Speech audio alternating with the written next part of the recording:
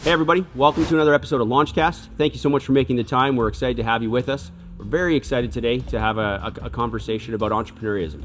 And entrepreneurism with an individual that's created his own company, Brennan Lewis, the founder of my-eforce.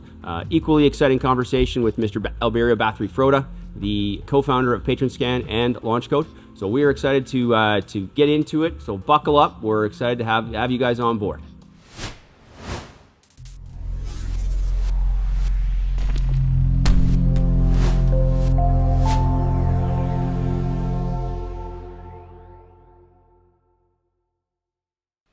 All right, so gentlemen, welcome. Excited to have you both here. Thank you for making the time. You're always here. Thank you, so, Robbie. Yeah, it's a long time I haven't seen you. It's been a while. Yeah, it's been a while, enjoyable. like 13 seconds. Thank you, Robbie. Yes, it's good to have you. So, guys, we're excited to discuss here, what we're working on, what we've been part of with a Launchcode perspective, Brennan. So, what we'll do is get into a little bit of the ideation of what creating your own company looks like. Everybody seems to be doing it these days. So excited to kind of walk through the mindset of what it takes to be successful. So with that, Brennan, maybe give us a quick introduction of yourself and what my-eforce actually is. Yeah, so obviously I'm Brennan Lewis. Started my-eforce, I'd say now about 3.5 years ago. What we are today is vastly different than what we were when things started off. Back then it was an idea of how to connect a client and their assets, physical assets, namely band gear, because I come from the music world, to be able to help bands protect their gear while they're out on the road. And this was the original light bulb idea. After a little bit of digging into what is out in the market and available in terms of what we really wanted for functionality, we realized there was a massive gap. There was a huge opportunity to figure out a way to connect any client or any customer through the front door, so to speak, to a law enforcement agency or a first responding agency without bypassing their standard procedure of handling that call. And really once we figured that out, it was clear that what we had was unique and it was important. And saving guitars from the grips of theft is very dear to my heart. But saving a life became much more important, much more clear. And so we shifted to make the impetus of our technology saving a life. Awesome. Love it. Very cool. Yeah, it's a fantastic project. So, Alberio, I'll turn it over to you. Brennan came to us a little while ago. What caught your eye about him, the project, kind of moving it forward? Yeah, that's an interesting one, right? On the Launchcode side, we're pretty blessed to work with a lot of entrepreneurs, a lot of founders. The one thing that really stuck out with Brennan, and which honestly that we look for, is the persistence, the personality. If you will. The idea obviously was a phenomenal idea. There's a vision there of saving one more life that we can definitely get behind. Everybody in this organization can get behind that. Yeah. That's a really cool vision. But there's a lot of entrepreneurs with lots of great ideas. The execution is what's really important, right? Mm-hmm. So I always think that execution is about 80%. The idea is 20%. And what we saw in Brennan was something that really resonated with us because it just reminded me of who we were when we first started our first company, Patronscan. So it was it's a lot of grit. It's the ability to resolve problems on a shoestring dime. It's the persistence. It's the continuous, eat, breathe, and sleep, the idea, and the never-ending commitment to it. So We're pretty excited. He came to us, told us what he wanted to do, and we knew right away, we're investing in Brennan and his team first, and the idea, obviously we love it, but that's comes second to the person. Yeah, and it's interesting, we we're all approached quite often, and you mentioned it, it's the sexy thing to do. Everybody's an entrepreneur right now. Yep. But, I think it's something that's very ambiguous at the end of the day. Unless you've lived the life, you've worked through it. And you're starting to see it in different facets. You're seeing it in starting your own organization as that founder. And you're starting to see it in different organizations where they have that entrepreneurial mindset. And so, let's maybe explore that a little bit. You guys touched on a few points. Maybe I'll start with you, Brennan. To be, what kind of key characteristics are you, finding that has made you successful or is continuing to make you successful as an entrepreneur? I like to joke and say blind ignorance to what's actually going on in the world. I think you have to be a little bit crazy to think that what you're going to endeavor is actually going to come to light and bear fruit. But at the same time, it is in many cases a question of time, right? It's persistence and resiliency, getting through the days where everything seems to fall apart. And those happen more often than not. But prepping yourself and knowing what it is that you're getting into, I think is a big part of being able to wake up in the morning and actually continue getting, punched in the face, so to speak, and smile and say thank you at the end of it. So, it's the sexy thing, in the sense that it is sensationalized. That the tip of the iceberg always looks so pristine, but there's a lot that goes into it, to get there. Yeah, I love it. Well, I love the fact that, first of all, you said crazy. You got to be crazy, and you do, right? I think, what makes people really successful is this overwhelming assurance that what they're going to do is going to be successful, and you're crazy enough to just keep on pushing it, because you're going to find so many challenges along the way that's going to hit you, and it's going to give you, take the wind out of your sails. It's going to push you backwards.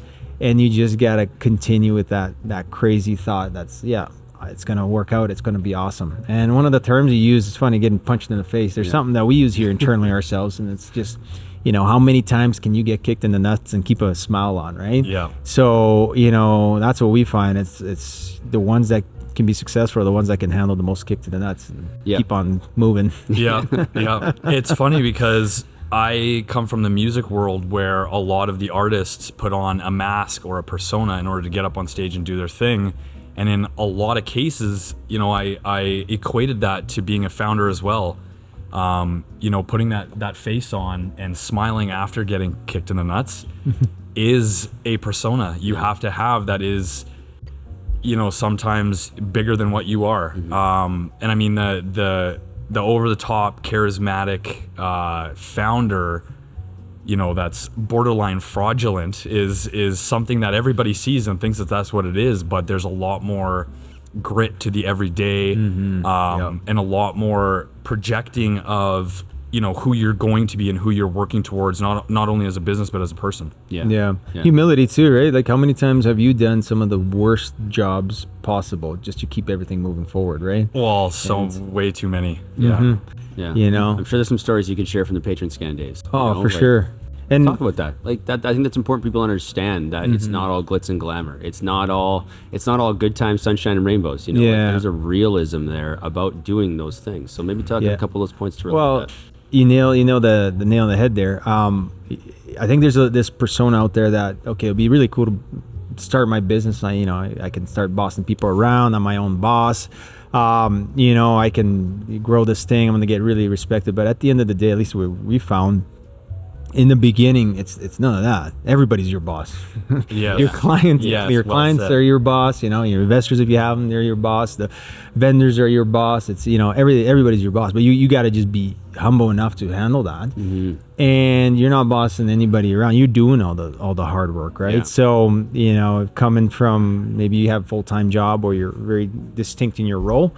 When you start your own business, it's like, forget that, man. You're doing every little piece of thing that you need to do. You got to move equipment from one place to the other. You're doing it. You got to do the install yourself and nail holes in the wall and install these things. You're doing it. You got to do tech support at 3:00 in the morning. Somebody's calling you. You're answering that phone. So but you can't have it any other way. I think if you don't go through that, if you don't experience that pain and all those that whole continuum of the business, I just don't think you grow to be a very well-rounded person to be able to lead a large organization. Yeah. Well, and I couldn't agree with that more. It's funny the way that, you think that if this works out absolutely perfectly, the way it's going to go to plan, in 2 months X and 3 months this, 4 months this is the plan, and you want to achieve that and you work so hard to achieve that, but you actually grow more and become better at what you do. Your product becomes better. You become more efficient. You become more everything when things go wrong.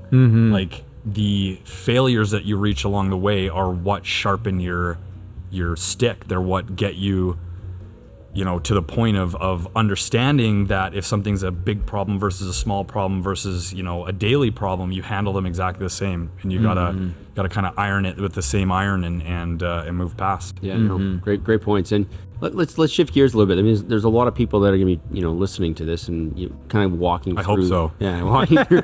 Well, the three of us, I'm sure, will listen to it. You're putting out positive vibes, guys. Okay, you're making it happen. Yeah. So with that, let's talk about what the intention of an original idea is, an organization or a product or a service company or whatever, and what that transition looks like into what it actually becomes. When you start thinking of what you mentioned it already, and I know that Alberio, you've gone through it too, is that those starting days of formulation of an idea and the model that you take to move forward. There's a misconception out there that it has to be perfect right out of the gate. Oh yeah. Right? And I think a lot of people have that thought because that's what you see, right? It's that's what's commonplace, but there's a lack of understanding of the time it's taken to get there. So, maybe Brennan, will start with you on that one. What e-force started out, but how do you go through the process of validating that and getting that idea to what it is today? For us and for me, it was 2 words: if and then. To start after the light bulb moment was simply like I had no idea, absolutely no idea what to do. The idea hits you and you think, well, this has to exist, right? This is the world we live in. Everything exists. All technology ideas are done, but they're not. Even the ones that are sometimes the most obvious are the ones that have been completely overlooked. So, for me, it started off looking into what was out there, where the holes were, and then the idea kind of started to morph together with what's available and where things can and should be and go. And then it started off with just asking questions. If I do this, then will you do that? If I get here, will you do that?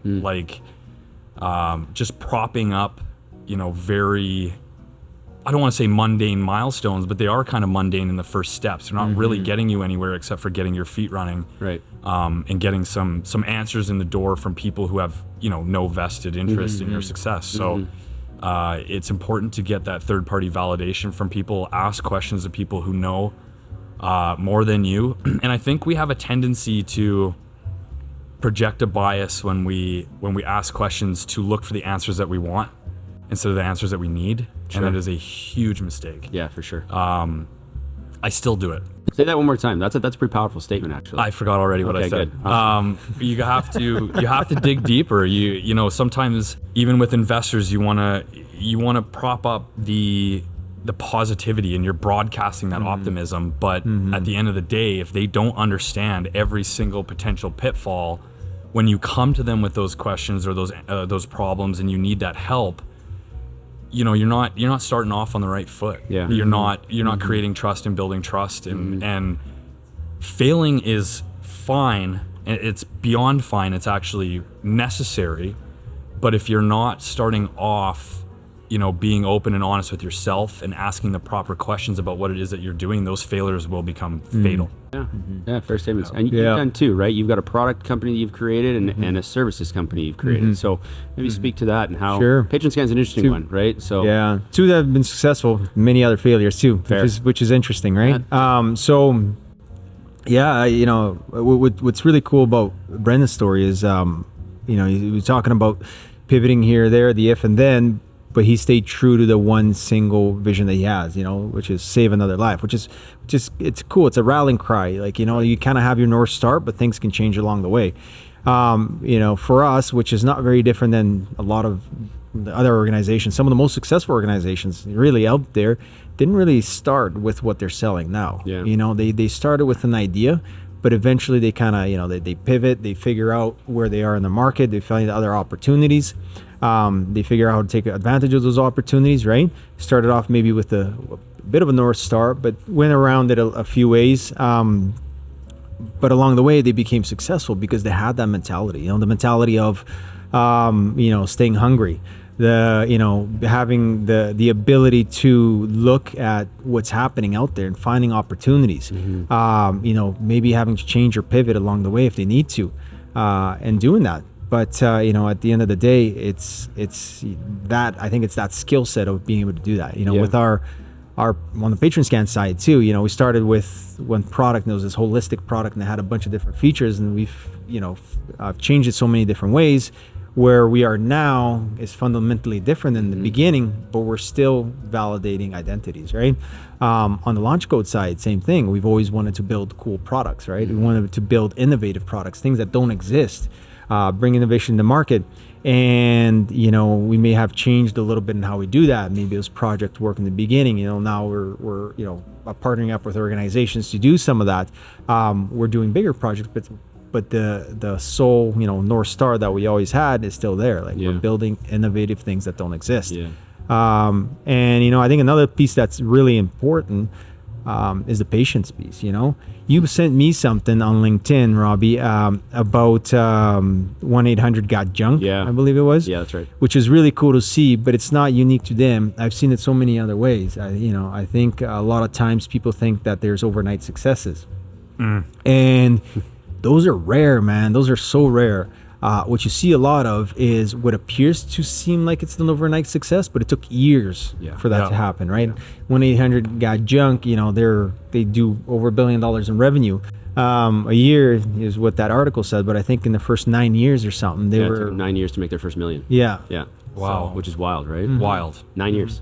Yeah. And the story is interesting. I remember you seeing that they couldn't afford to buy their second vehicle, their second truck for like 3 years or 2 years or something like that.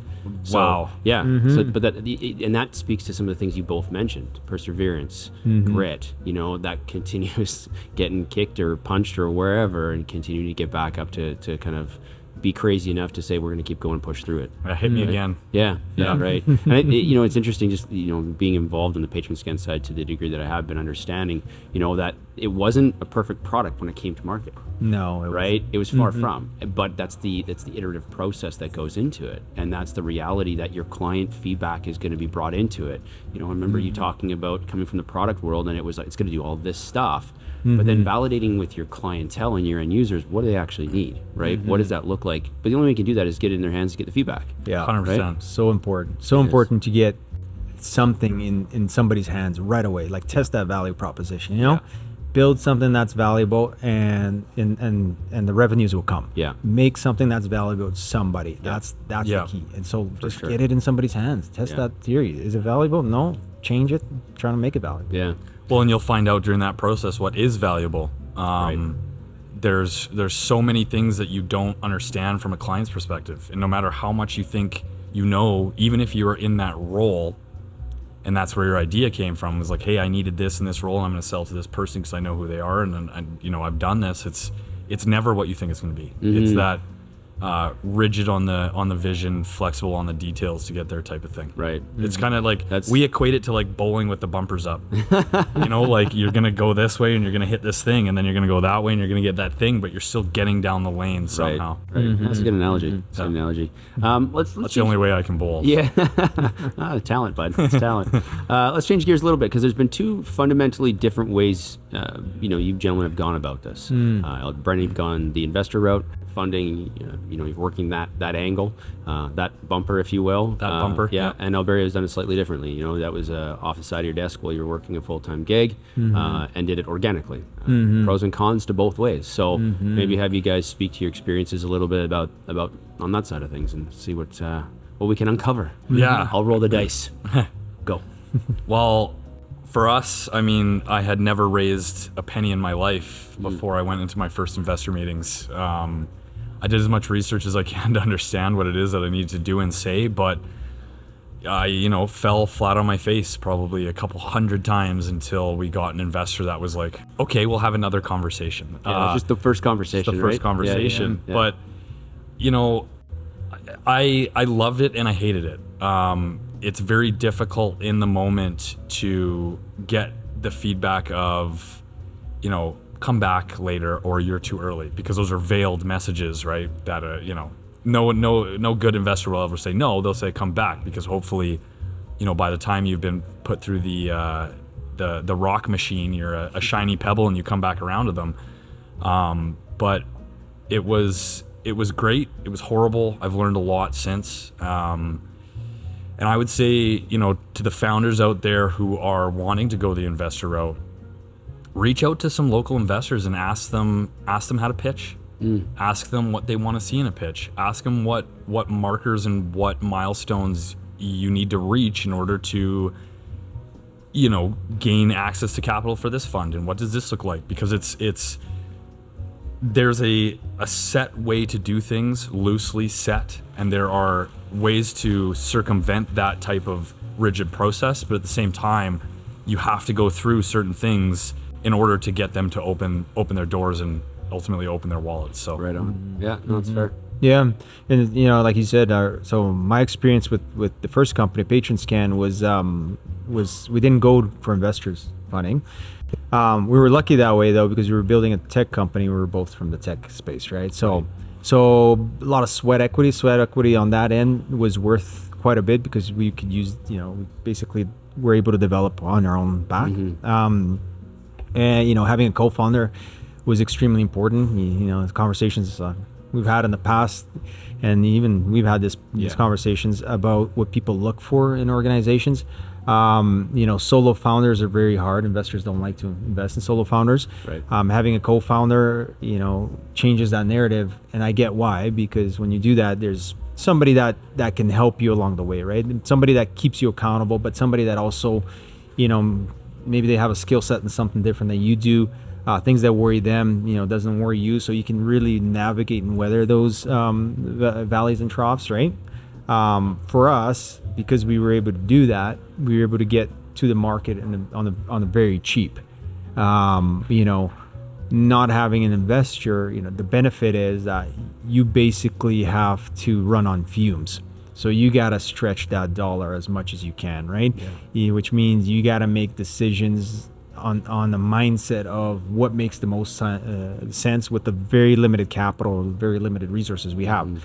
So it keeps you kind of humble. It keeps you, making sure that you grow based on your own revenue, so that you don't do anything that might be a mistake, or not a mistake, but might put you on, in a situation where you spend a lot of money without much returns, right? Yeah.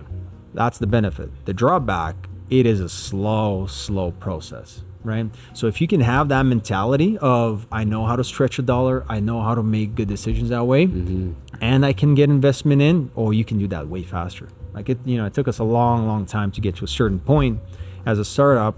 Having, somebody come in and give you those resources can just inject steroids into it and make you grow real fast. Right.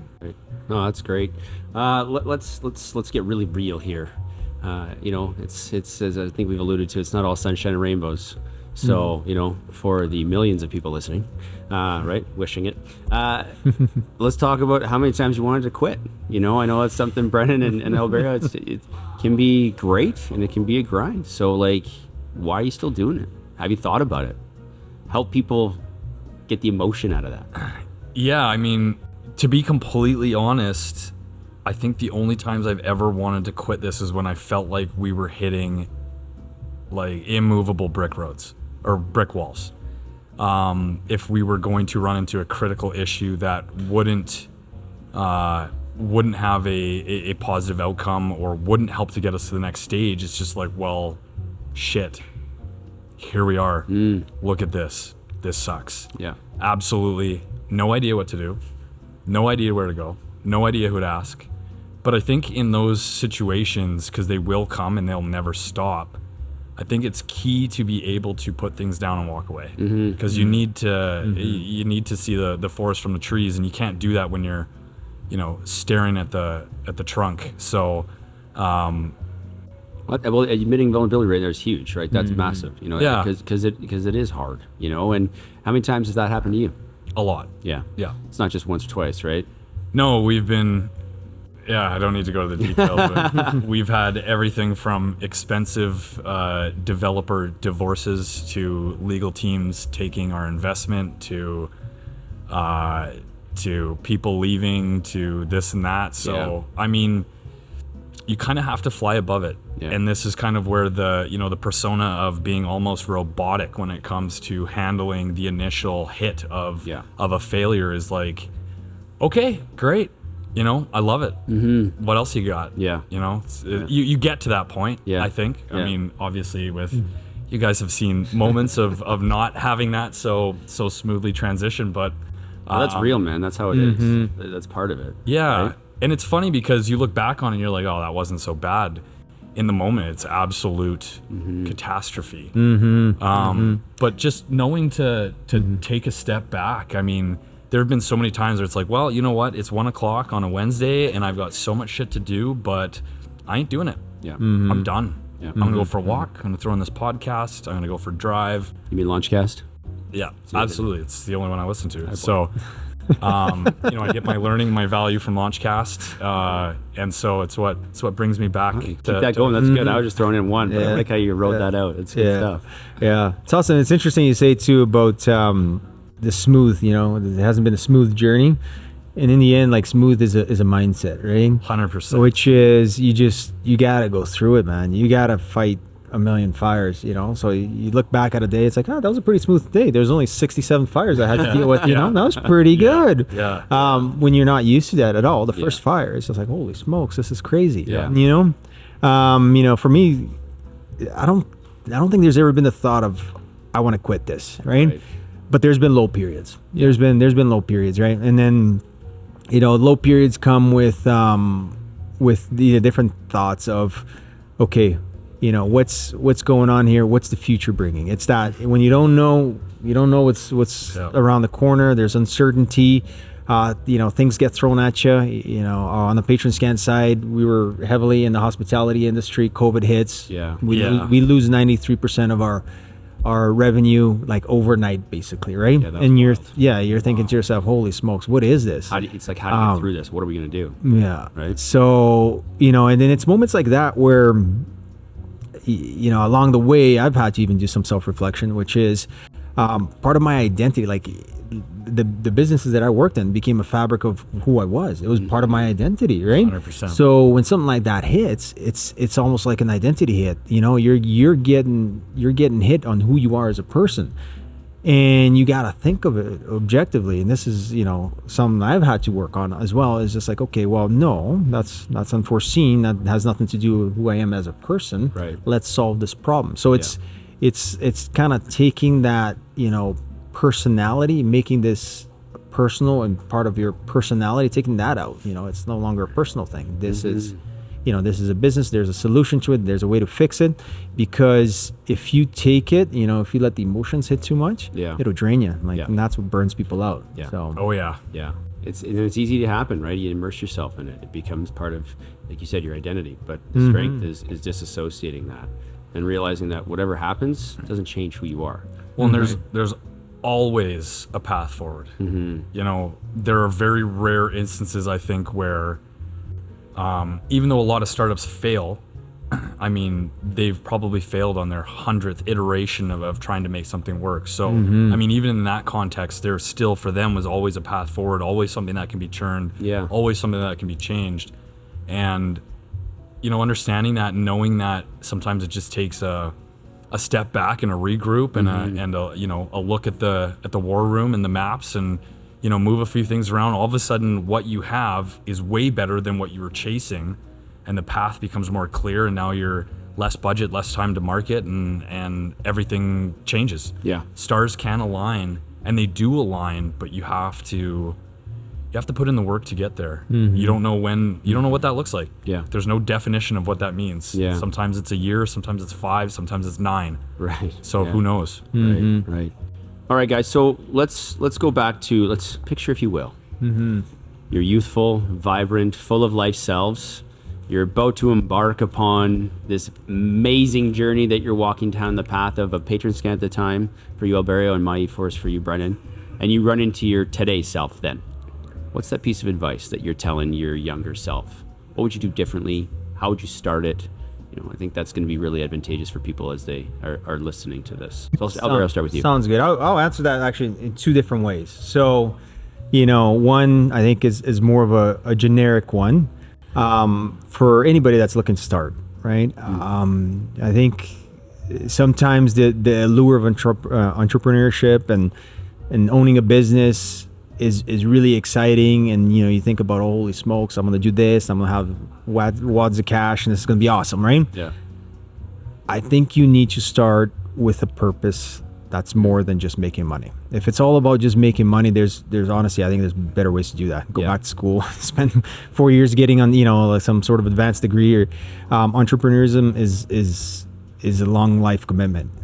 You're gonna go in it, and you might start something, you quickly realize that that's going to take a lot longer than you thought it was going to take, and eventually it'll probably just continue your whole life, and you do it over and over and over, right? So find something that actually drives you. Find a purpose. Why are you getting into it? And it's got to be outside of money. It's got to be like, I want to help with this and this, I want to solve this problem, I want to do this. If you can find that, that's what's going to drive you through the really hard nights. 100%. And then for me, if I could go back and give myself, a 5-minute pep talk, I'd probably just go down the path of write down a piece of paper what your ideal day is. Write down a piece of paper from beginning to end. You wake up in the morning, what are you doing that day? You wake up, and then what do you do? What are you doing in the afternoon? What are you doing at night? Everything. Write it all out. And this would be my absolute ideal day. This is the best day of my life if I could do this exactly. Right. Because if you can get that type of clarity of what you want to do in your life, that type of clarity will drive you in everything. So when you start your business, you're gonna see that it starts aligning with that, what you want to do, right? So part of that is, okay, well, I want to spend my day giving back to society, or maybe I want to spend my day solving this problem. Then you got to get a little bit more clear. What is that problem and this? So I think a lot of times, and I had this in the beginning, it's you're starting, the future is a little hazy. It's kind of gray. You don't know exactly what's going to be. I think sometimes you just got to introspect, stop, try to create a clear vision for the future. That'll make it so that you get there way faster. It's a straight line rather than going sideways too many times. Right on. Yeah, I love it. That's two good perspectives. Definitely. Mr. Lewis? I'd say, going back to my bright-eyed, bushy-tailed self, I'd say get a job. No, it's funny the way that we have an idea. Even if I knew that this was going to be hard. I knew that this was going to test my mettle day in and day out. But there are elements of this that were much easier and more rewarding than I thought, and then everything else was way harder than what I expected. So like, everything takes 2 to 3 times longer than what you think, and that's a hard one because there's a lot of internal passion and gusto that comes with thinking that you can wake up and with sheer force and energy you're going to achieve your goal. While you might plant the seed, but that seed is going to take 6 months to actually bear fruit or even sprout its first little leaf. So what do you do in that 6 months? I mean, that's a long time for somebody to sit and stew sometimes with certain things that need to come to fruition so that you can move forward. You kind of just need to know that moving things in parallel, plans A through Z almost need to be in existence in some form, so that you know that if this one doesn't pan out, I know when to pull the trigger on this, I know when to pull the trigger on that. And that to me was a big one, learning how to keep things moving forward. You got one client, great, you need 5 more, go get them. So you got those next 5, cool, another 5. Yeah. So keep that funnel going and just never stop pushing the chess pieces forward. Awesome. I think that's fantastic advice. Love it. Gentlemen, thank you. I think this is... turn this around on you, Robbie. Oh, okay. All right. I'll ask you the same question. Wow. What would you tell you The host is yourself? now not. Before you've been here since the beginning of Launchcode, Yeah. and helped tremendously and been involved in every single aspect of the business. What would you tell yourself? Well, I wasn't ready for this. Get another job. You don't know what you're walking into, but it's going to work out, and everything happens for a reason when it's meant to. And as you go through every single one of the scenarios you deal with, to be able to de-escalate the severity of each situation as it arises, if you can do that, it allows for everything to be much more attainable, accomplishable. And the other thing too is, if you look at it, we're still sitting here today. It's going to be okay. Like, you're going to be okay. Yeah. I love that. Work through it, and it will end up being okay. But yeah, you guys touched on a couple of the main points. I just reiterate is that it's going to take way longer. It's going to be way more complicated, and it's going to be all consuming. Cool. But that's the fun part of it all. Yeah. That is That's the fun awesome, part. man. All of it. I totally agree. Yeah. Yeah. Totally agree. Yeah. Thanks for spinning it around. You want to close this out too? Or? Yeah, you do it. Yeah, all right. Awesome. Well, everybody, thank you to the millions and millions. I feel like The Rock there. Viewers out there in Radio Land. That's right. The Launchcast listeners, thank you. We really appreciate everybody. Please get involved. We love to connect, like, share, get involved, some comments. Brennan, to reach out and connect to you, how can Launchcode listeners do so? LinkedIn is a Cast. great Sorry. Launchcast. Sorry, LinkedIn is a apologies. great place. Please send me a message. I love talking about this stuff. I love bouncing ideas with new founders. It's quite honestly something that I never thought that I would appreciate as much as I do, and love it. I'm here to chat. Awesome. Alberio? Same thing. LinkedIn, I'm on there. Feel free to connect with me directly. On the Launchcode side, if you're interested about some of the items we're doing here, if you're interested about innovation, building things that don't exist, contact us. We can be found at LC, that's limacharlie.dev. So lc.dev, and you'll get to see us in person and have some non-alcoholic beer with us in Nice. person. That's right. You could be on the next Launchcast. It could be crazy. I love it. Gentlemen, thank you. For everybody else, please get engaged. Don't forget to subscribe to our Launchcast podcast. I like that. I'm going to stick with it. Can't wait to see you guys in the next one. Thanks for jumping and joining us today. Thanks, guys. Thanks for having me. Thank you.